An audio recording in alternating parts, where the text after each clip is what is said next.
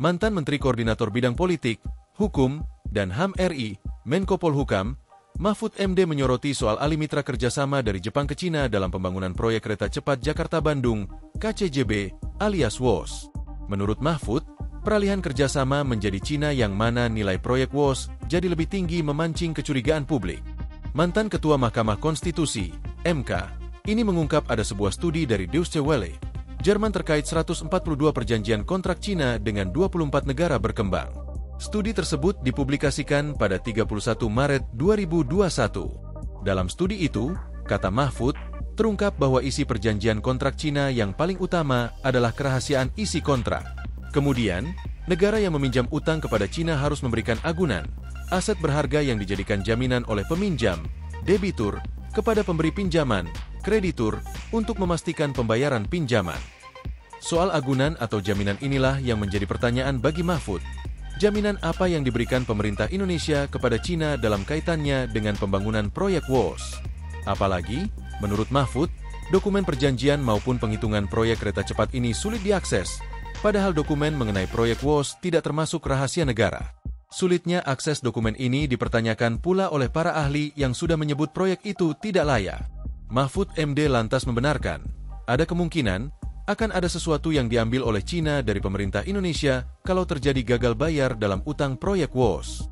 Bahkan, jika terjadi gagal bayar, Cina juga bisa menganggap Indonesia melakukan wan prestasi, kondisi di mana salah satu pihak dalam suatu perjanjian gagal atau lalai memenuhi kewajibannya yang telah disepakati. Oleh karena itu, Mahfud MD menilai, salah satu hal paling penting dalam penyelidikan dugaan korupsi terkait proyek WOS adalah menyelidiki dokumen kesepakatan Indonesia dengan Cina. Menurutnya, Komisi Pemberantasan Korupsi, KPK, harus mencari dokumen perjanjian kontrak antara Indonesia dengan Cina soal proyek tersebut. Alih kerjasama dari Jepang ke Cina dalam proyek kereta cepat Jakarta-Bandung. Salah satu kontroversi dalam pembangunan proyek kereta cepat Jakarta-Bandung, KCJB, alias WOS adalah peralihan mitra dari Jepang ke Cina. Sebagai informasi, proyek kereta cepat merupakan gagasan dari Jepang yang muncul pada era Presiden RI ke-6 Susilo Bambang Yudhoyono, SBY, pada periode 2014 hingga 2015.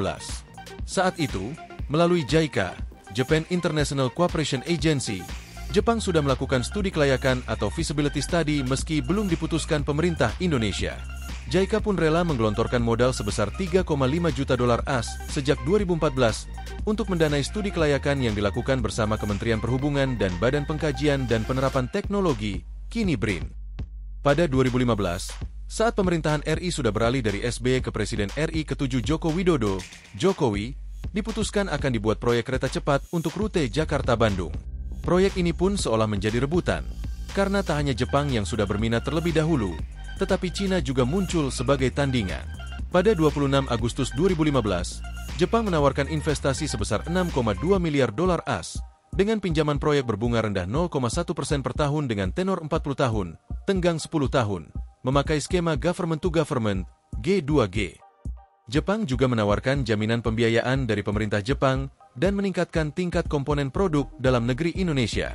Di sisi lain, Cina datang dengan tawaran nilai investasi yang lebih murah dari Jepang, yakni sebesar 5,5 miliar dolar AS dengan skema investasi 40% kepemilikan Cina dan 60% kepemilikan lokal yang berasal dari konsorsium BUMN.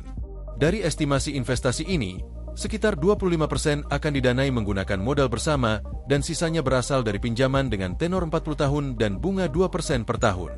Selain itu, ada perbedaan yang dinilai krusial antara tawaran Jepang dan Cina selain besaran nilai investasi proyek tersebut. Pertama, berbeda dengan tawaran Jepang, Cina menjamin pembangunan KCJB ini tak menguras dana APBN Indonesia. Kedua, tawaran Cina berbeda dari proposal Jepang karena diklaim akan terbuka soal transfer teknologi kepada Indonesia. Akhirnya, pemerintah Indonesia pun berpaling dan memilih proposal yang ditawarkan Cina, sehingga sempat menimbulkan kekecewaan pemerintah Jepang. Proyek Kereta Cepat Jakarta-Bandung, KCJB, atau WOS lantas ditetapkan sebagai salah satu proyek strategis nasional, PSN, dalam Peraturan Presiden, Perpres, Nomor 3 Tahun 2016.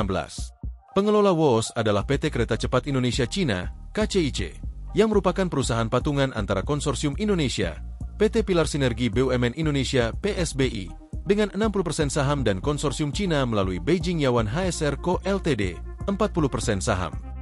Adapun PSBI dipimpin oleh PT Kereta Api Indonesia, KAI, dengan porsi saham 58,53%, diikuti Wijaya Karya 33,36%, PT Jasa Marga 7,08%, dan PT Perkebunan Nusantara, PTPN 1,03%.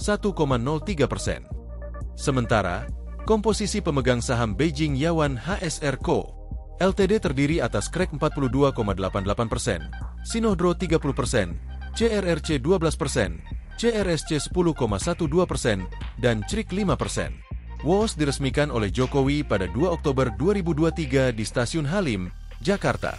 Kini, terlihat bahwa peralihan kerjasama untuk proyek KCJB ke Cina justru lebih mahal dibandingkan yang ditawarkan oleh Jepang. Dalam perjalanannya, proyek mengalami pembengkakan biaya, cost overrun, sebesar 1,2 miliar dolar AS atau sekitar 19,54 triliun rupiah dari biaya awal yang direncanakan 6,07 miliar dolar AS. Sehingga, total investasi proyek WOS mencapai 7,2 miliar dolar AS atau sekitar 116 triliun rupiah. Untuk membiayai investasi 7,2 miliar dolar AS pada proyek ini, 75% diantaranya didapat dari pinjaman China Development Bank.